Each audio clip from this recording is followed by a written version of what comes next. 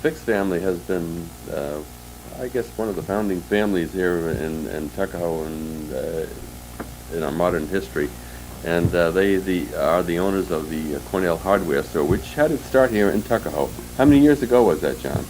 Oh, it goes back, predates 1909 is when it was incorporated under the name of Cornell Brothers. But it predates that in that a man named William H. Rubley owned it before then.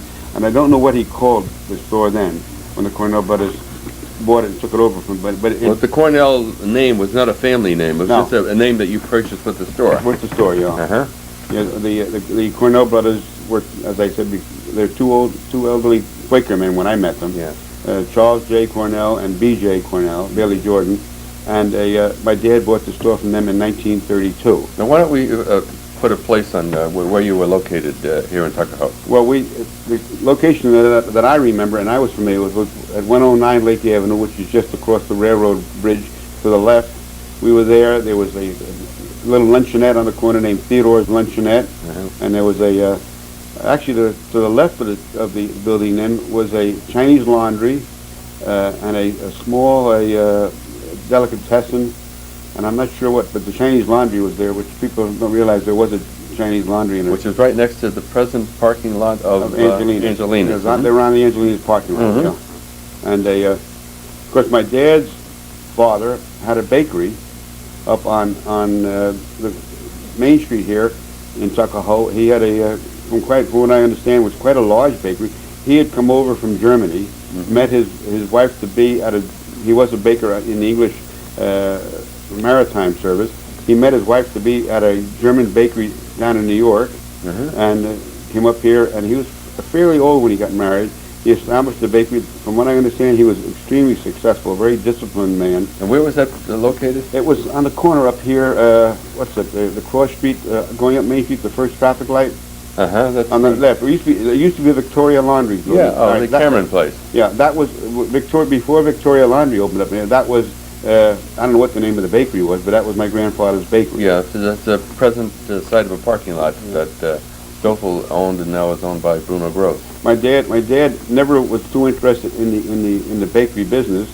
He couldn't stand the heat, huh? No, what happened was his older brother lost an arm in a bakery accident. Oh, I see. And actually had a nervous breakdown after that. And Dad was just, the two of them used to take horse and wagons out and deliver baked goods throughout lower Westchester in the horse and wagon days, which goes way back. So there were horses and wagons in Tuckahoe at one time. Early part of the century, huh? And 20th century. When Dad got out of high school, he got the job at Cornell's, and then ultimately ended up buying it from the Cornell Brothers when they wanted to get out in the height of the Depression. Now, you were telling me a story about the Cornell Brothers were Quakers, and they didn't want to... Yeah, they were Quakers. They're really, I can just vaguely remember them.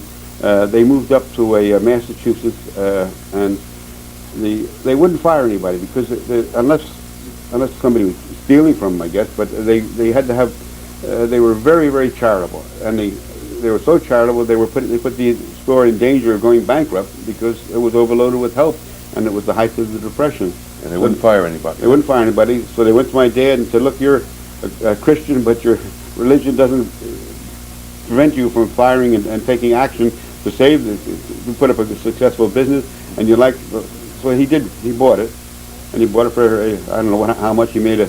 Like I told you, he borrowed $1,000 from his mother, and that was most of the down payment.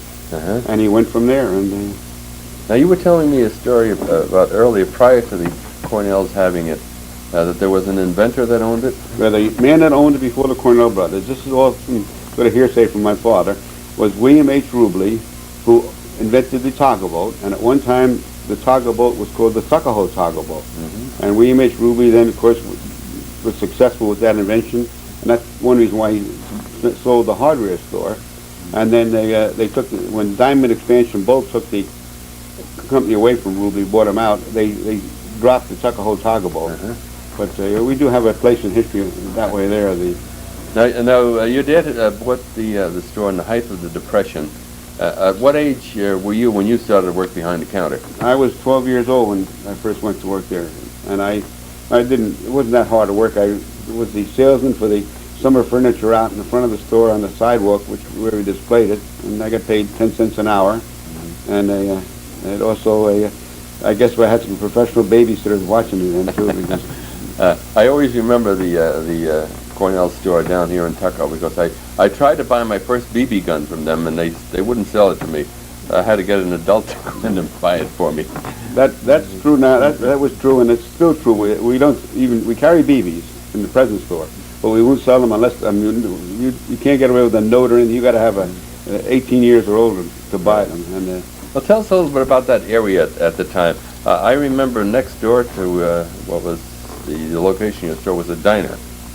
yeah, the diner came in after they knocked down the Chinese laundry. Those buildings were old, dilapidated buildings, and then the diner came in there, and they Which is, again, where the Angelina parking lot where the parking lot is. Uh-huh. And it was a beautiful, very modern diner, Uh-huh. and it was I can't think of the name of the first owner of it. He retired, sold it, and moved up to Cape Cod, and got very successful. And then the Rosenthal family, I think it was, bought it, Yeah. and they ran it for quite a while, and it was a nice diner. And, you know, it was very successful, as I recall it, because it was right by the train station. And Burroughs Welcome, then, well, during the war years, it was built just before the war, and during the war years, of course, Burroughs Welcome was working a 24-hour shift, so it was always going. It was always mobbed in there, but it was always we were quite proud of it. But the village of Tuckahoe at that time, and still to this day, it's when I move around the country visiting, I brag about Tuckahoe and Eastchester because it's a nice village. well, it's a big part of your life. Yeah, but it's something you can be. I've never seen anything bad said about the village of Tuckahoe. I mean, as far as any relations they've had with the public, it's just been a nice place. I moved to Armonk about 12 or 15 years ago. It's sort of rural up there. I enjoy it, but most of my social activity is still confined to Eastchester and Tuckahoe. Now, across the street from your store, which is now a parking lot adjacent to the railroad, what was in there? Oh boy! You mentioned a deli. No, the deli was to the left. The deli was deli was on the, I would say, the north side of Main Street. There was a deli there. There was a bar. That was Sammy. Sammy's Delicatessen, and then there was a bar, the Maplewood, I think it Maplewood. was, and then it was Emil Heck's ice cream store. Was just as you went over the railroad bridge. Was the first store, and then I think there was a shoe shop, the next one down, and then I believe it was Sammy's. Actually, my dad worked for Emil Heck's family as a soda jerk when he was going to high school, so he was close to the store when he got the job over at Cornell. That must have been close to the turn of the century then. Yeah. Well, he was born in 1902, and so he worked over there in about 1915 and 16 and 17. He was working as a soda jerk. What were some of your early recollections of the village of Tuckahoe? I know that you spent a good deal of time in the store, and you've seen a lot of changes down there. Well, really, the recollection I have is of the Memorial Day parades. They were then quite a bit larger because people didn't have as much outside interest. There was a lot more activity up at the Parkway Oval, I think, for a while there. They actually, I think you mentioned some of the things. They actually had some championship fights up there. Right. Yeah. And the other thing was my dad was. I never knew this until after he had passed away. He was evidently, from what Black Mike Russo has told me, that my dad was quite a lightweight boxer. Was he? He might have even gotten money for a few fights he was in. Well, knowing your dad, he must have been featherweight. Yeah, he was very. But I never knew that. He never told me about that when he was alive. But I guess he didn't want you to take after him, and that. He probably maybe forgot till he reached an age grade. Yeah. But the most of the recollections I have of Tuckahoe are in the store. How pleasant it was working there. Yeah. It was a long time ago, and then there were less people, so that when you waited on somebody, you could give them your full attention. Yeah. Nowadays, we do try to do the best we can, I know, and I think we're very lucky. When I'm active in the Chamber of Commerce, and when I go around to these people here and walk in, I still see in Tuckahoe and Eastchester people who really care, who are in their stores, who care about who they're helping. I can't really think of a bad store in the area. Now let's talk about what happened. Why the change from Tuckahoe to Eastchester? Well, the parking was the main thing at the time. The fire. Well, the fire. No, we reestablished ourselves after the fire. What year was that? I was a junior in high school. Mm-hmm. That would have been in 1946, I guess. Uh-huh. And no, we had a very successful store down here, but meanwhile, of course, things were changing. We had more people in Westchester. More housing being put up, more cars out there, and we just found that if we were going to grow it all, we had to. So we did open a branch store up on the Post Road, and that was on your present site. No, down the street where the bank, where the Hong Kong Shanghai Bank is, HS, down by the Seatown store there, and it was very successful there. And then when the DeMarco's Appliance alongside us, when Frank DeMarco, he closed up. Another institution. And he moved out. Yeah, Frank was a good man. Yeah. And he moved out, so we expanded there, and then rented out the building here in Tuckahoe, and essentially moved out, which we felt very bad about, but the parking was the main thing that made us go up. Well, there you were able to buy space for your own parking, off-street parking. Yeah, we had the big parking lot behind the A&P. There was an A&P at the end of the strip stores there, and we moved in there, and we had plenty of parking. Yeah. And meanwhile, then we rented out the building down here in Tuckahoe, and then ultimately sold it last year, the building. But well, you're going against the trend when you start to think of all the hardware stores that have closed up, mainly because they don't have the extent of merchandise that you do, and they're not involved with some of these plans. And they're losing out to these Home Depots and whatnot, but you give them the personal service, and you run a lot of nice accounts there. Well, we try to give the best service we can, and be as competitive as we can. And I think we have good help now. But I think we always could improve. I hear stories about other stores where the helpers are nasty and under too much pressure and all that, and that's what caused a lot of people to go out of business. See, a small hardware store, it used to be wonderful to go in there, and the guy took very careful attention to you, and maybe he sold you a nut and bolt for 10 cents.